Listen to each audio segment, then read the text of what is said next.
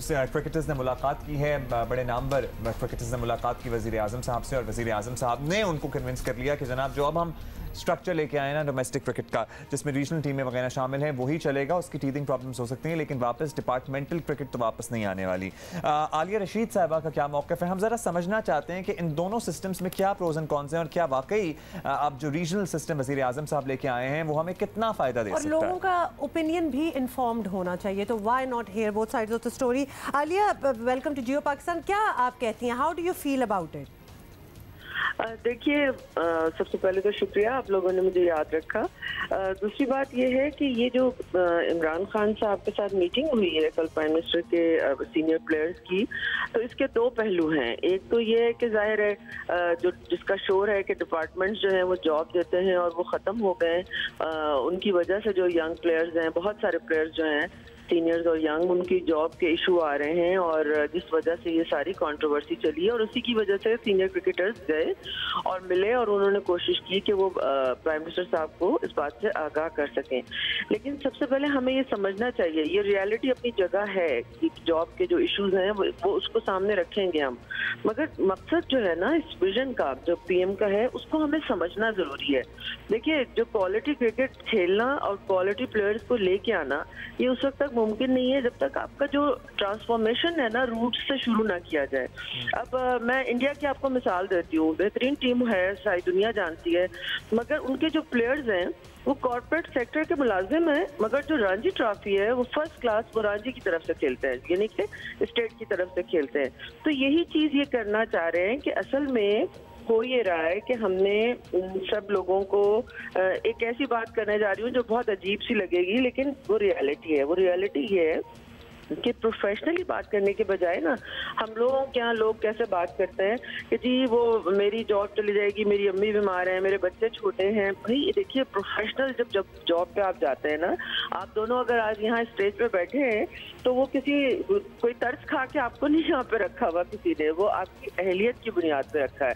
तो ये लोगों को इस चीज़ को समझना चाहिए कि जो कट थ्रोट कंपटीशन है उसमें क्वालिटी बहुत ज्यादा मैटर करती है। और कोई दुनिया में जब हम पाकिस्तान की नुमाइंदगी करेंगे तो हम अपने डोमेस्टिक मसाइल तो नहीं देखेंगे ना कि किसी के घर में क्या मसला है, वहाँ तो हमें टैलेंट और टैलेंट ही चाहिए। अच्छा, लेकिन आलिया, आपसे जरूर पूछना चाहेंगे कि अगर हम रीजनल टीम्स की बात कर रहे हैं तो वो क्या 6 टीम्स हैं रीजनल टीम्स, मतलब उसमें भी तो एक लिमिटेड जो क्रॉप होगी, crop of players, number of players, वो लिमिटेड ही निकलेगा। अब तो वो ग्रास रूट लेवल पे जाना और बहुत टैलेंट को सामने लाना, वो बात तो इसमें भी कोई सामने नहीं आती। अल्टरनेटिवली हर शहर की टीम बना दें ताकि बहुत ज्यादा टीमें हों और बहुत ज्यादा फिर खिलाड़ी सामने आकर, अपेरेंटली 6-7 टीमें होंगी तो फिर उसमें कितने कोई आ जाएंगे लोग सामने। जी देखिए, इसको ना मैं इसको बिल्कुल अवामी अंदाज में समझाने की कोशिश करती हूँ। ये जो एक प्रेजेंट क्रिकेट बोर्ड जो लेके आया है ना, वो उसमें 3 टीयर्स हैं, ठीक है। पहले इसको समझ लें। वो ये है कि 90 सिटी एसोसिएशंस बनेंगी जो कि क्लब क्रिकेट और स्कूल क्रिकेट से बच्चों को पिक करेंगी, ठीक है।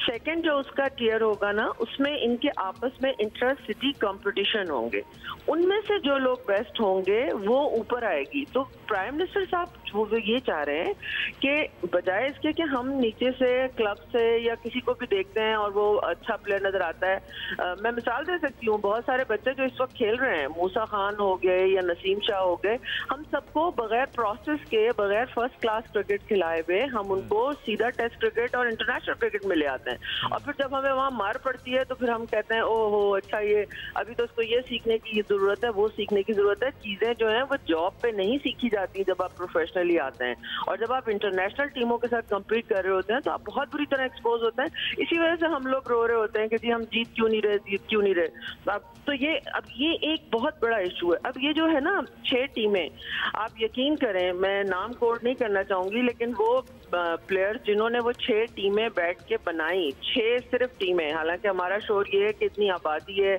इतने प्लेयर्स हैं, उनमें भी इतनी एवरेजेस लो थी प्लेयर्स की, यानी कि उनकी क्वालिटी इतनी नीचे थी कि इनसे 6 टीमें पूरी नहीं बन रही थी।